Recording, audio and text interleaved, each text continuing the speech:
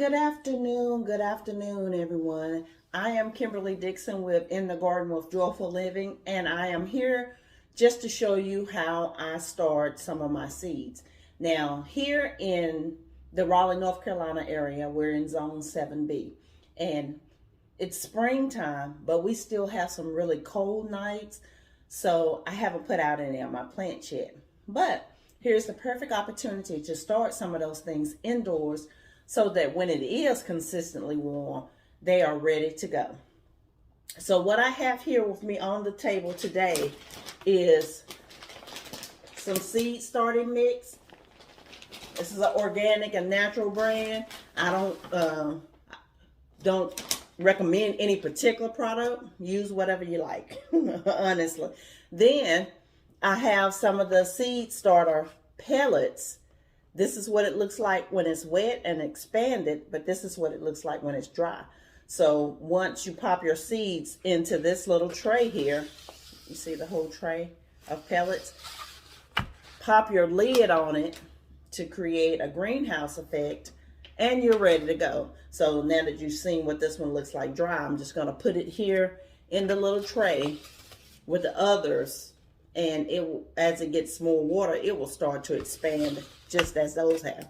I also have here my biodegradable little cups. This is just paper. These came from the dollar store, but you can also take a paper towel holder and cut it into pieces, a tissue holder. I've done all of those. I just so happen to have these. All of this stuff I already had at my house. You can also make your own seed starter mix with coconut coir and peat moss and vermicelli, and it's one other ingredient I'm mixing.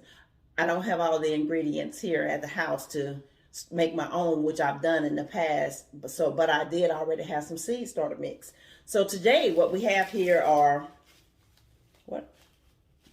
dwarf zinnias.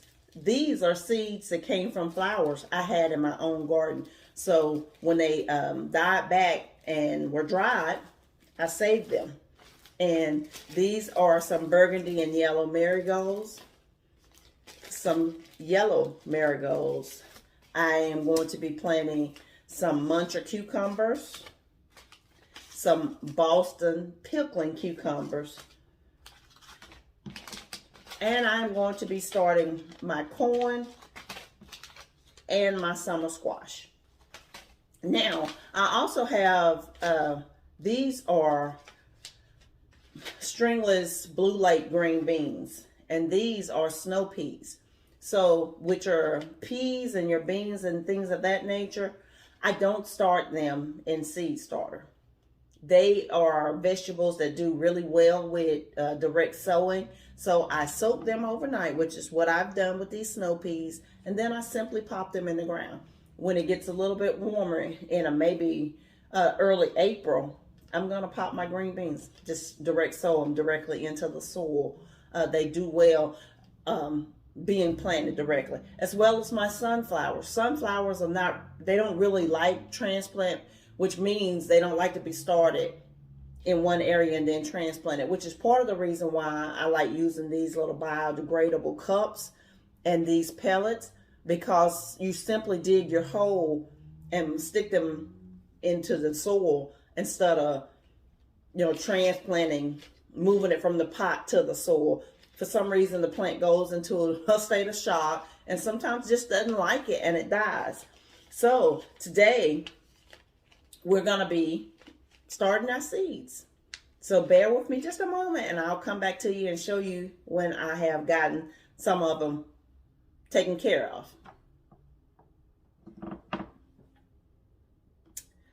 To start my cucumbers, and I'm going to get some tags to label everything, because it's absolutely imperative that you label your seeds, because I have two identical looking trays here.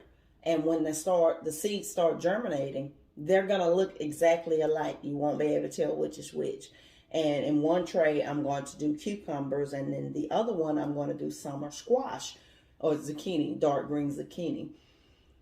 And I want to make sure that I plant them, because these are going into a pot These are going to be sown directly into the ground. So I need to know which is which.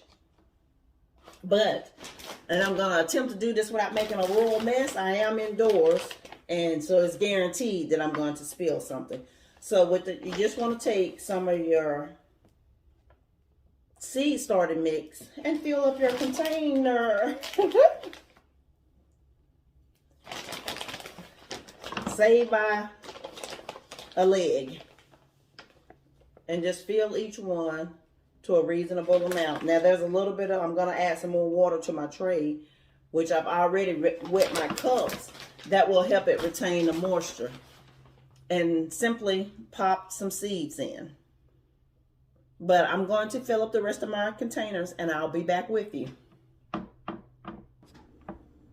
So now that I have everything labeled, so as you can see, I got my cucumbers, my muncher cubes, and my Boston pickling cubes. I like the smaller variety cucumbers. They have a much better taste to me.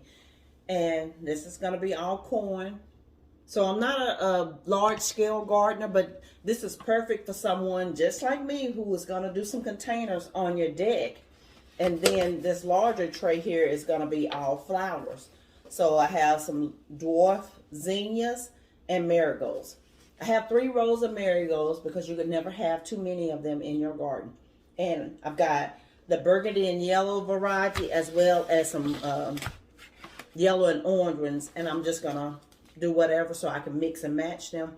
But when you're doing companion gardening, marigolds are excellent because with their scent, they're so pretty. They smell so pretty, but they smell horrible.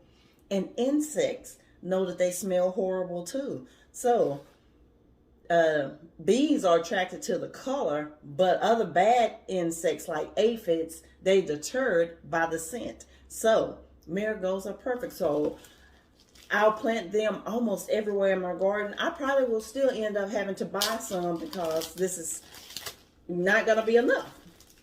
But when you're planting your seeds and you see how tiny these are, you want to put 2. Can you see those? Just barely 2 per container. So you just pop 2 down in the center. And there you have it. So today is March the 23rd. And the moon is waxing now. So what that means is, if you're planting based on the moon or planting based on the farmer's almanac, they're the same thing. All it means is it's a new moon starting to form. And the gravitational pull from the moon will help pull your plants up. So you never want to plant when the moon is waning, which means the moon is getting smaller. You want to plant when the moon is waxing, meaning it's getting bigger. And that gravitational pull is going to help your seeds germinate. It also does different things with the moisture in the soil. A lot of different things just to help your plants germinate. So if you ever planted and none of your seeds came up, it was probably because the moon was waning. So in the beginning, when I first started my garden, I just wanted to see if I could grow something. So I would plant anytime. I like to do experiments. And sometimes the seeds just wouldn't germinate. Other times everything would germinate. And as I learned more about gardening, I realized that sometimes I had been planting when the moon was waxing, which is favorable. And sometimes I was planting when the moon was waning, which means the conditions were not favorable. So you want to try to plant when your seeds are going to have the most opportunity for success. So I'm going to pop all of my seeds in here and I'll be right back with you.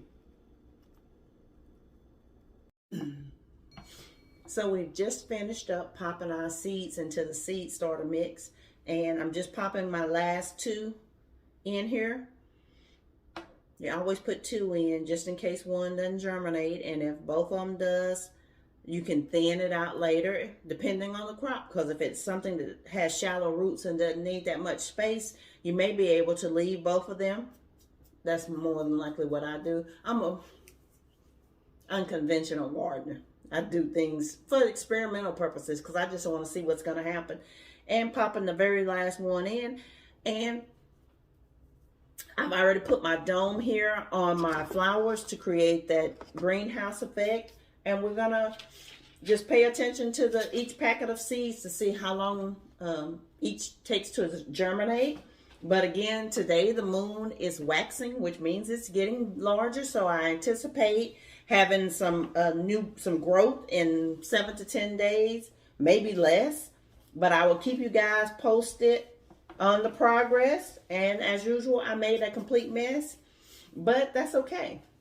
So I showed you earlier that I was using seeds that I grew that were from spent flowers in my very own garden. And that is because gardening can be expensive when you first get started, but everything you see here on the table, I already had, because in previous years I purchased things and I just kept what was left over. So I didn't buy anything today. I had my pots. I had some seed starter that was left from last year. I had my greenhouse that was left from a previous year. I had seeds that I had from the flowers that I had grown. And then some of these packs of seeds, people give me seeds. They give me lots and lots of seeds. So I already had the seeds as well. So I want to encourage you that if you want to have a container garden, it's possible. Just start out slowly, and every year you'll end up spending less and less because you'll realize that you have things left over from previous year. So this has been Kimberly Dixon with In the Garden with Joyful Living, giving you the things that you need to get your seeds started for this season. And also, just one last tip. As you're watering, once your plants begin to grow, you want to water from the bottom so that you're not damaging your small seedlings. And these little pots and the potting, seed starter will draw the moisture up so that you're not having to pour moisture on top of the plant. So water from the bottom, put them in a nice, sunny, warm place, and watch God do what God's going to do. So I love you. This is Kimberly Dixon. I will talk to you soon. Bye-bye.